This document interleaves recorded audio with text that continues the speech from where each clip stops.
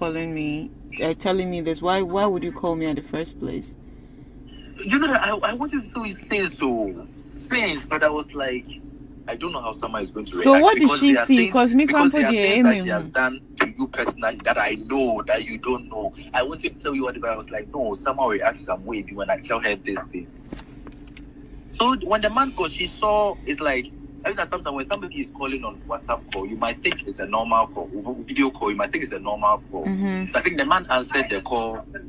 The man answered the call thinking it was a normal call. Boss, can I please use your charger? I beg you. Your charger, I beg. It's fast charger. I beg. The call hung up, please.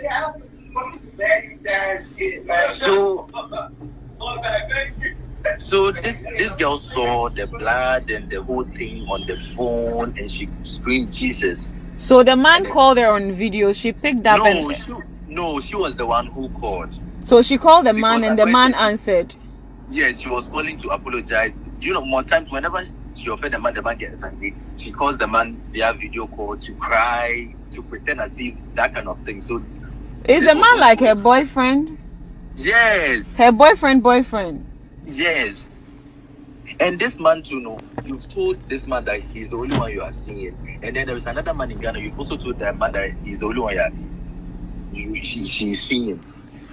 So this man gives you everything, but you still go, even the house, no, this man gave you money. You took money from different people, and you just spent it.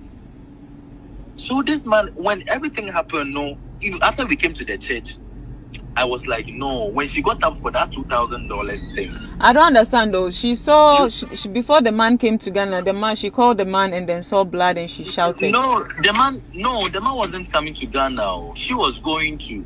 I understand. So when she missed her flight and then she was calling the next day to apologize to the man, and that was when she saw the blood.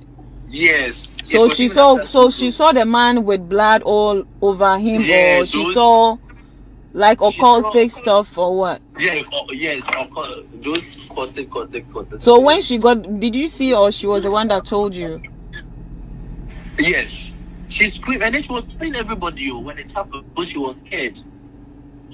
So she was telling. So did the man call back after she saw? Yes, the man called back. One of her friends told me that they were in the car, and the man called, and the man was like, "Don't tell anybody what you've seen." But you know this woman can't keep her mouth shut. So she also went to open her mouth. She went everywhere. Even the day we came to the church. But the man was in the church. Wasn't the man in the church? No, it's not that one. No. Oh. It's not that one. No. So the man in Nigeria is the man a pastor too? She has two people. One is a pastor. One is a senator. I see. So it's a senator that she called and saw those things. Yes.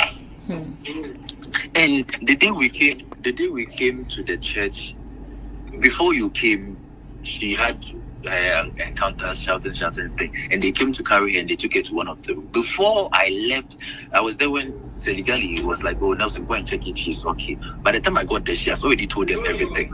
And I was telling Moesha that you shouldn't be saying this. You shouldn't be telling people. If you've come to church, let the pastor rather see something and tell you. If you tell them, it's like you are rather giving them information and don't stand on it. That was when the pastor, they started asking for $2,000 and she stood up, she went to stand there. After the $2,000, she was still giving the money. $3,000, $2,000. The money in your account is blood money. Give it to Christ. And then she'll be giving the money to them. She'll be giving the money to them. And then they drain off all her money from the dollar accounts. So in total, how much do you think she's giving to these people? She gave, because the first time, you remember that she stood up for the $2,000. Yes. Yes. After that, she sent $3,000. After she sent $2,000, I went with her to the bank. All right, she was like, "No, it's because like she really wanted to be saved, because she felt like she was going to die." Because after she saw those things, yes, and they told her not to say it, so she's now rushing to Christ and all that. So she was giving out the money. She gave off all her things, including her bed that she sleeps on it, to Victoria Michael's brother. She gave it to people. She gave it to. So she's giving everything she's got out. Yes, because they told the Victoria Michaels brother told her Heard that everything she's got is bad money. Yes, so she was giving everything out, including her bed, her wigs, her dresses, her shoes, even the couch in the hall, her paintings, her pictures in the frame, all those things. Now she threw everything out. So the last time, what happened? Penna came to visit her, and then Penna, I was the one. I went to Melcom to buy them students' mattress. So Penna was like, Auntie Moesha, why are we sleeping on the floor? Because whenever I come, and then she was like, she has given it to the poor. Penna left and went to tell Ifeanyi Schwarzenegger that me, I won't go to Auntie Moesha again. No, she has given her bed to the poor.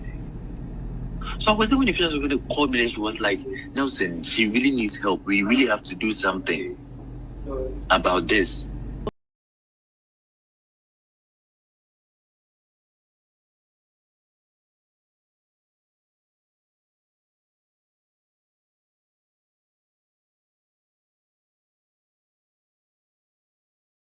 Pastor, they came to advise her and stuff. She called the pastor and told the pastor. Hey, Victoria Michael's brother?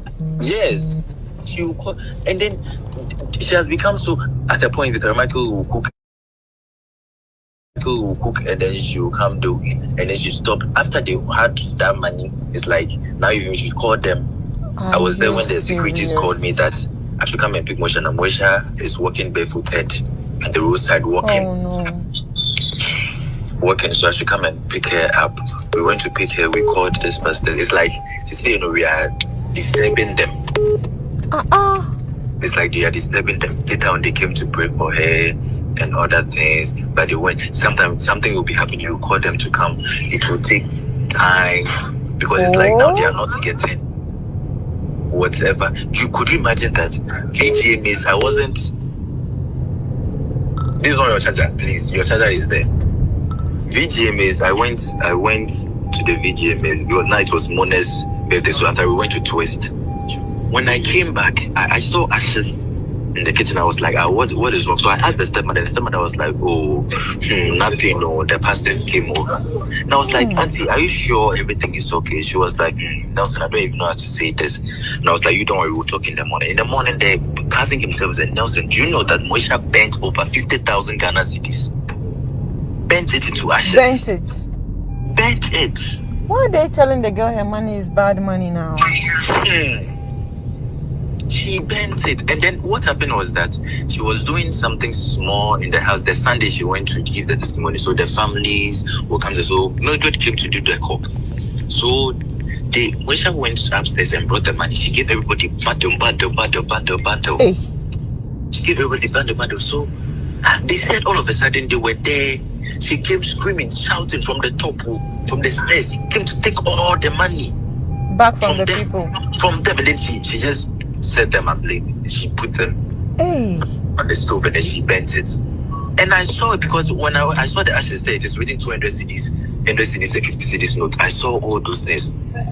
So the very morning, Farida and the aunties came around, and then they saw that the house is empty. So they were like, no, why do you have to do that? Why do you have to? So they started shouting at her, like, Moesha, why do you have to do that? So they were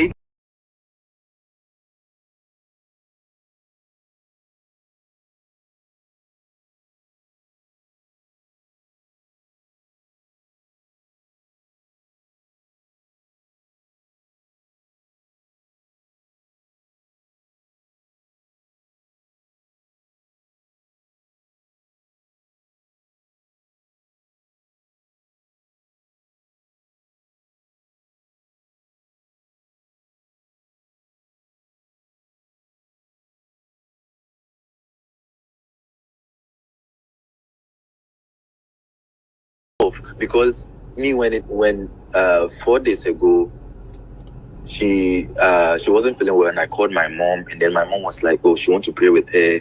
She called one of my uncles to pray with her, and she took their numbers, and I told her, say, Mo, I'm telling you this, my mom and my uncle that have taken their numbers, I don't want you to call them and say stuff, because I know you, I know what you can do, I know. And then she was like, please, so I'm a changed person, forgive me all what I've done. I was like, Moesha, me, I can never forgive you, because whenever I see you, everything you've done to me reflects back. I've never done anything to you. I've never harmed you. I loved you genuinely.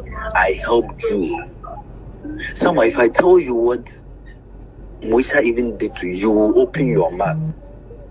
What did she You do? open your mouth because you had no intentions. Like you were, even though you were not talking to her, you weren't out there destroying her or anything. But she was there destroying you. She was there behind closed doors doing things. Wow. To people. Doing things to people. Wait, me, I'm interested. What did she do to me? I'm curious. Yes, it's gone. Let's To not open just when you visit get the past. closer That to was me. why she called to even apologize. Even it's not like apologize, but she called to and then you hanged up because. And I told her we don't apologize like that too. Just tell the person say. So 3 days ago at the hospital, she told me, said, Nelson, I know that because of what I have done, because